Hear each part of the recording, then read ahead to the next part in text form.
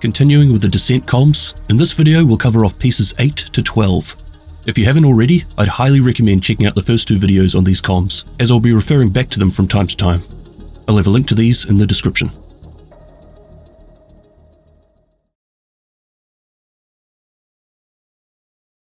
Honest opinion, Matthias.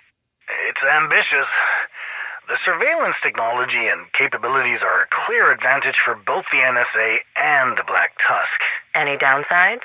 Honestly, I don't know how secure their network is. It would be very easy for them to cut corners and have everything funnel into a central repository. Without doing an on-site appraisal of their servers and security, I would expect other users on the same network could access your comms and intel. That's very helpful. I aim to please. We should speak more after this. Personal or professional? Professional. What's your favorite geometric shape? A diamond. Interesting. You know you can tell a lot about a person by their favorite shape. What's yours? Technically, it's a plane curve. Parabola? Yeah, You're not what I expected, Miss Sokolova. If you don't remember, Matthias Trig Schneider featured in Season 10, The Price of Power.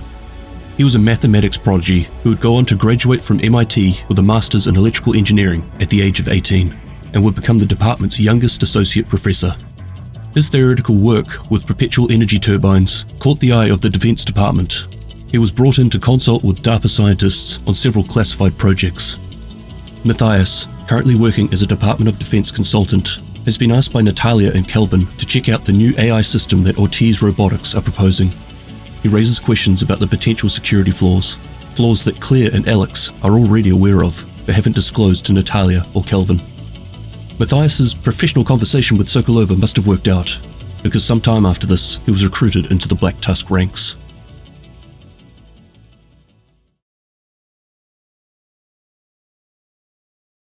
Why would I want that? If they can walk on 2 legs instead of 4, they could be more agile and fit through tighter spaces. Sure, I can see a use case for that. So we're approved? How much is this going to cost me?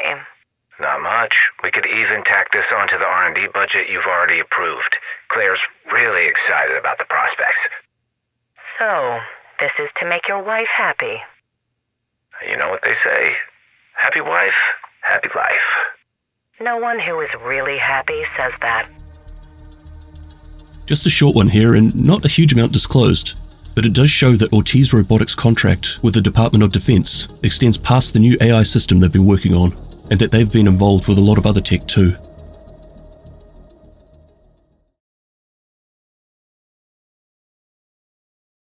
I see the value for Cal and his teams, but I don't really see the value in an AI handler for my organization. If your operatives are left alone in the field, my operatives would never be left alone in the field. In a perfect world, yes, but we do not live in a perfect world. Go on. If an operative is alone in the field, our AI can take over robotics automation to maintain perimeter defenses. And the likelihood of a friendly fire casualties? Next to 0. How does the AI detect friendlies? Biometrics and personalized ID. The watches. And the bricks. They're a bit bulky. Any chance of miniaturization or combining both the receiver and the interface? Not in this generation. We are working on combining the 2 pieces into a single unit, but it would require a larger interface to house both components and will be exponentially more expensive. Expense is not an issue for me. I think we'll stick with the more cost-effective and tested methods. Watches and bricks. This one makes it seem like these comms aren't being collected in order. I assumed the AI handler piece was the main function of this technology, yet now Natalya is saying she doesn't want this part of it. Natalya also brings up that the tech is too bulky and would like it reduced to a single unit, or at least made smaller. This is something that Kelvin discussed with Alex and Claire previously, and they agreed to make a single unit that can control all 3, strictly just for him. Everyone in this conversation is aware of this, apart from Natalya, so they attempt to push the idea aside, saying it will be ridiculously expensive.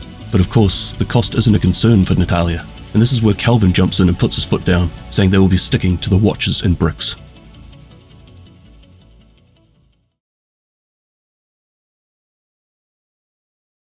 I'd like you to meet Natalya. Natalia Sokolova.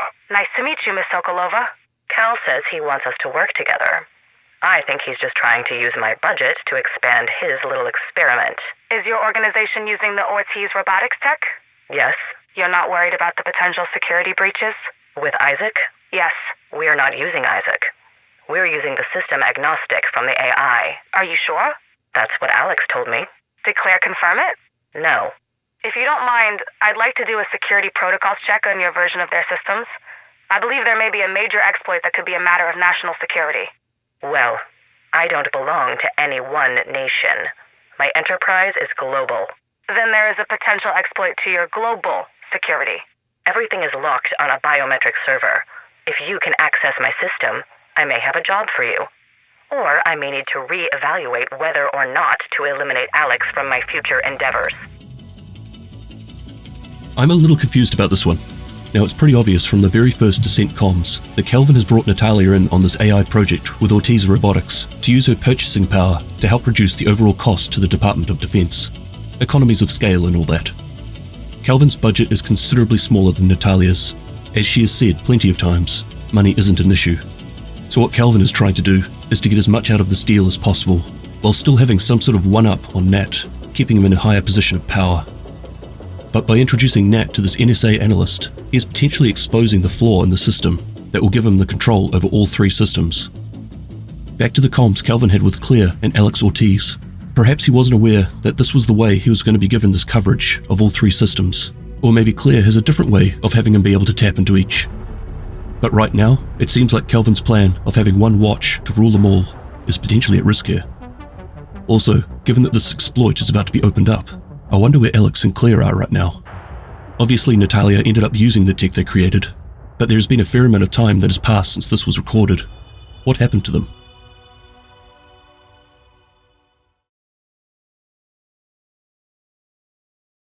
I hope you understand. That you're not interested in renewing my contract. Sure.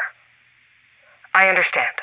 And that all the design work that you have created during your tenure here is now property of Ortiz Robotics. You own everything you don't want that sucks and is broken. Goody for you.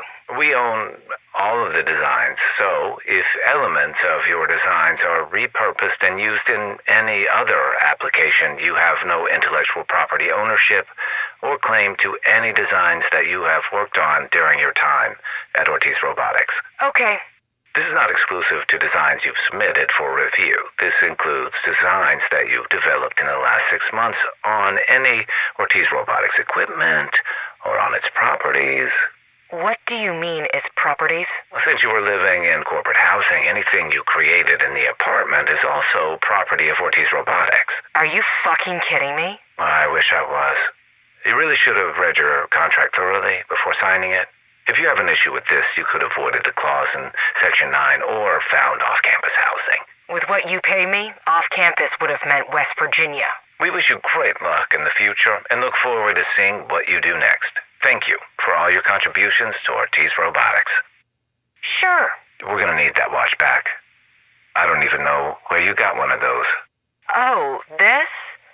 This was a gift from Cal. Pretty sure this belongs to me.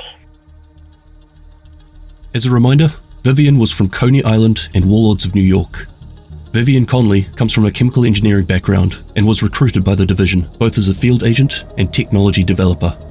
After the outbreak, Conley was activated as a first wave agent. Her job was to secure the quarantine zone in Midtown, Manhattan. When the JTF pulled out of the zone, Conley was among the many other agents who became trapped. After finding out that her family had succumbed to the green poison, along with having to do whatever it took to survive in the dark zone, she would eventually become marked as rogue. Sometime later, cleaners were scouting the dark zone. They found Conley alive, trapped under some rubble.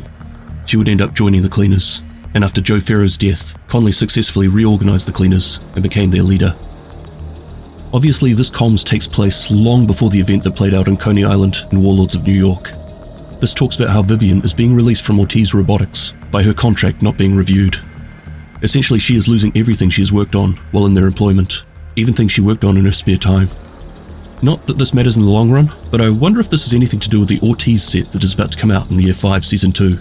She does have a chemical engineering background, and would eventually become the leader of the cleaners. and this set has a heavy focus on fire. However, the end of this comms is interesting. Alex attempts to claim back an Isaac watch that she is wearing on her wrist, but also questions why she has it. Obviously, the Strategic Homeland Division program has already been started at this stage, and she has already been recruited.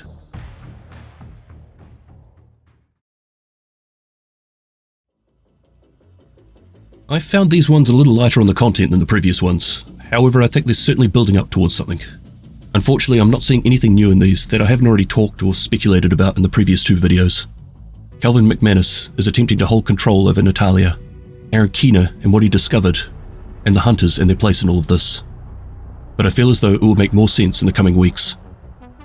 Admittedly, I'm a little behind on these comms, as real-life obligations have had me miss a couple of weeks of Descent, but I'll catch up.